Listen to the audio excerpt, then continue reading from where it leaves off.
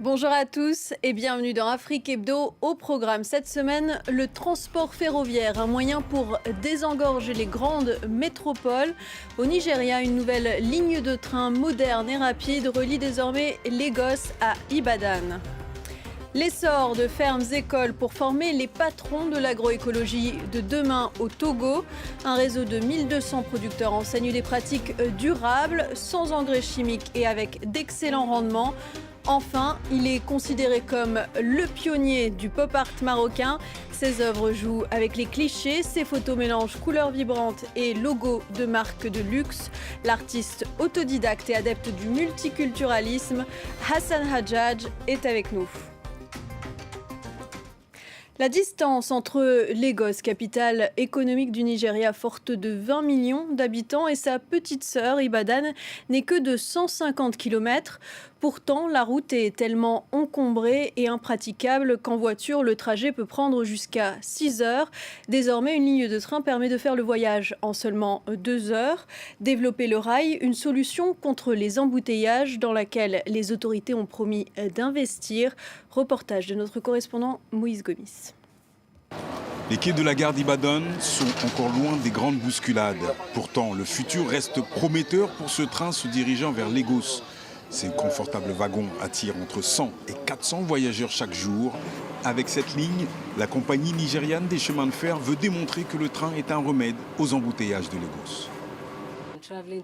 Faire le trajet Ibadan-Lagos par la route, c'est un cauchemar. Notamment à partir de 16 heures, la circulation à Lagos est terrible. C'est un calvaire pour rejoindre le quartier central de Yaba. Il faut compter presque 6 heures de route. Je n'arrivais pas chez moi avant 23 heures ou minuit. Le train facilite les trajets des voyageurs. Ibadan-Lagos, ce sont 2 liaisons par jour pour l'instant. À terme, la ligne aura pour terminus le port autonome d'Apapa. Impulsé à la fin des années 90, la renaissance du rail au Nigeria date de 2017. Un investissement total de près de 7,5 milliards de dollars. Ce prêt provient d'une banque chinoise. Il est dédié au réseau ferré entre les grandes métropoles industrielles, portuaires et commerciales du Nigeria. Relier Calabar, Port Harcourt, Kano ou encore Kaduna à Lagos, c'est le défi des 10 prochaines années sur lequel est lancée la direction de la NRC. Nous venons d'accomplir la première phase du projet d'un vrai réseau ferré national. Notre prochaine étape, c'est la voie Ibadan-Kano. Et nous allons procéder de manière différente. Pour cette ligne-là, nous allons travailler sur tout le tronçon en même temps. Le train, une vraie priorité pour le Nigeria et une urgence pour Lagos et ses embouteillages systémiques. Une mégapole qui pourrait compter 40 millions d'habitants dans moins de 30 ans. On prend maintenant la route de Tchamba dans le centre du Togo pour découvrir un nouveau type d'école, sans tableau noir ni pupitre. Des fermes-écoles enseignent l'agroécologie née dans le sillage des préoccupations écologiques modernes. Elle permet aussi de produire plus intelligemment face à la croissance démographique. Nos correspondants Emmanuel Sodji et Raphaël Ntalé ont suivi ces adeptes d'une agriculture raisonnée. Des jeunes, comme Abdou, sont de plus en plus nombreux à propager l'idée d'une agriculture sans produits chimiques. Face à lui, des producteurs en cours pratique pendant 3 mois. Déjà près de 300 d'entre eux ont été formés grâce à des fermes-écoles comme celle-ci, en pleine expansion dans le centre du Togo. Ce que nous avons reçu au niveau de nos formateurs était tellement capital que je ne pouvais pas réserver à moi seul.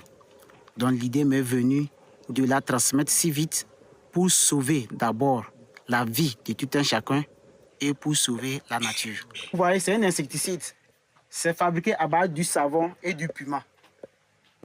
Je transmettrai ce que j'ai appris à mon mari, qui est agriculteur. C'est vraiment différent de ce qu'il fait. Plus tard, je transmettrai ce savoir à mes enfants. C'est une agriculture ancienne qui a été abandonnée, mais on y revient parce qu'elle sauve notre santé et la nature. Toutes les fermes-écoles sont calquées sur celle d'Albaraka, située à Tchavadi. C'est d'ici que tout a démarré avec cet agriculteur après un séjour au Bénin, au centre Songhai, la référence en matière de pratiques écologiques. Donc vous voyez ici, quand on était de tout petits, on a constaté que nos papas faisaient des bons rendements ici. L'agriculture était vraiment prospère. les sols étaient riches. Mais depuis un certain temps, on a constaté que les sols s'appauvrissent et les rendements se baissent de jour en jour. Et c'est ce qui nous a amené à développer l'agroécologie. Après avoir changé ces pratiques, ces rendements ont été multipliés par 2. Et ces surplus sont vendus aux populations de la localité. Depuis un an, avec la crise sanitaire, on s'est dit qu'avec l'agroécologie, ça nous rassure pour notre autosuffisance alimentaire. Ça nous amène à penser mieux l'initiative locale sans tendre la main à l'extérieur. Aujourd'hui, rien que dans cette région centrale, plus de 1200 jeunes agriculteurs ont intégré la coopérative. À présent, l'objectif est de faire grossir les rangs de ce réseau, l'étendre à tout le pays, pour que ce nouveau modèle contribue de manière significative à nourrir l'ensemble des populations rurales. C'est une opération délicate de sauvetage de mammifères qui a duré près d'1 an au Kenya. La dernière des 9 girafes de Rothschild, d'une espèce menacée, a été évacuée de l'île de Longicharo vers une réserve naturelle. Elle s'était retrouvée piégée après la montée des eaux sur le lac Baringo, un phénomène qui provoque un rétrécissement de l'habitat naturel des girafes et menace leur survie. Couleurs flashy, imprimés kitsch et mise en scène ludique, son univers est un remix d'influences orientales et occidentales. Son art intègre les clichés pour mieux les faire mentir. Et ses boîtes de conserve alignées lui valent le surnom de roi du pop art à la marocaine. J'ai le plaisir de recevoir le photographe, designer et styliste Hassan Hadjadj. Bonjour et merci d'être avec nous depuis Marrakech.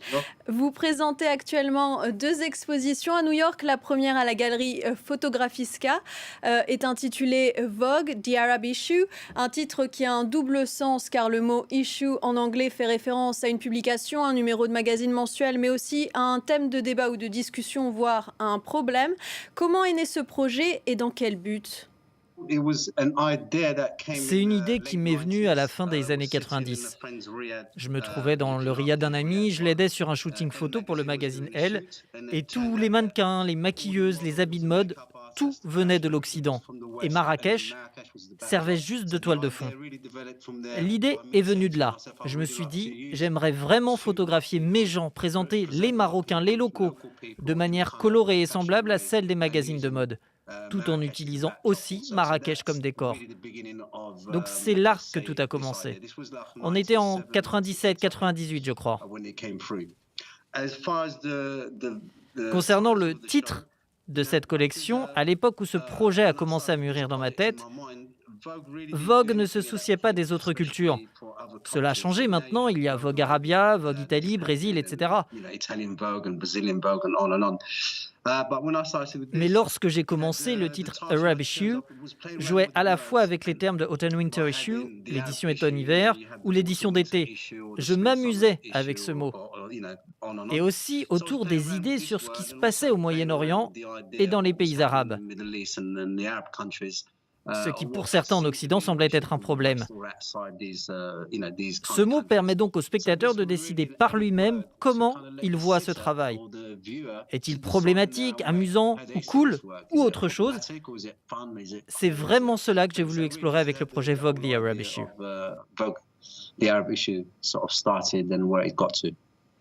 Votre seconde exposition se nomme My Rock Stars à la galerie Yosimilo. Ces compositions photographiques rappellent là aussi celles que l'on trouve dans des magazines de mode ou les clips de hip-hop. Vous avez tiré le portrait de Madonna, Cardi B et Kezia Jones, mais vos stars sont des gens ordinaires d'origine africaine ou arabe? Pour moi, il ne s'agit pas seulement de personnes ordinaires, ce sont des personnes très talentueuses. En fait, ce sont des stars. C'est juste qu'elles n'ont pas été repérées par la société mainstream ou qu'elles sont trop extravagantes. Parfois, le pop est populaire, c'est juste quelque chose de facile à comprendre ou à assimiler. Et c'est pour ça que ça devient populaire. Quelqu'un, lui ou elle, devient connu autour du globe grâce à cela. Mais pour moi, j'ai eu accès à des célébrités grâce à mes amis et amis d'amis. Ce sont eux qui m'ont permis d'être repéré par des célébrités qui ont voulu prendre part à mes collections et à mon style de travail. Donc je garde toujours ce respect envers ceux que je surnomme mes rockstars. Ce sont eux qui m'ont mené vers des célébrités, Madonna, Cardi B et d'autres. Ça ne faisait pas partie du plan. Je ne suis pas un photographe de célébrité. Mais en tant qu'artiste photographe, je suis content de photographier tout et tout le monde, tous ceux qui m'enthousiasment et avec lesquels je ressens une connexion. Vous vous amusez des clichés sur votre pays et détournez les grandes marques de luxe occidentales ? Vous savez, je m'amuse avec des idées faciles à déceler. Mais avec ces marques de luxe ou pas, on les voit partout. Vous pouvez aller à Chinatown à New York, au centre-ville de Los Angeles, dans les souks de Marrakech, à Brick Lane ou à Barbès à Paris. Vous trouverez ces marques partout. Et cela ne concerne pas une personne en particulier. C'est le cas pour les enfants africains, les enfants arabes, les enfants européens qui s'habillent comme ça. C'est une façon de le mettre en lumière. En grandissant à Londres, j'ai réalisé que les Européens ont une façon différente de voir ma culture. Et je joue sur cela. Mais là aussi, je le fais pour le spectateur. Si vous y voyez quelque chose de drôle, pourquoi pas? Je suis content que ça vous amuse. Si vous y voyez quelque chose de politique ou que vous n'aimez pas, c'est pareil pour moi. De toute façon, j'ai déjà diffusé mes créations au public. Et si cela permet de créer un débat entre les gens, qu'il soit négatif ou positif, je reste content, car les gens peuvent y réfléchir. Vous êtes surnommé le Andy Warhol marocain. Est-ce que c'est une comparaison que vous feriez vous-même ? Non, pas vraiment. Je ne pense pas.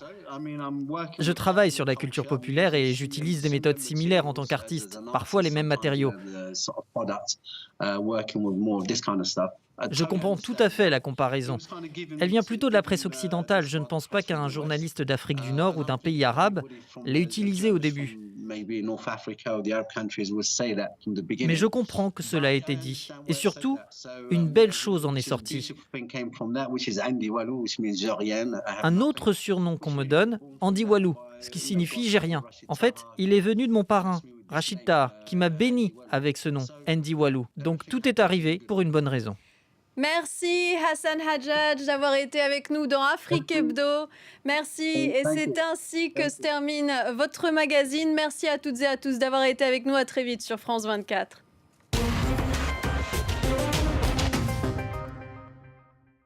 Austérité, déflation, flexi-sécurité.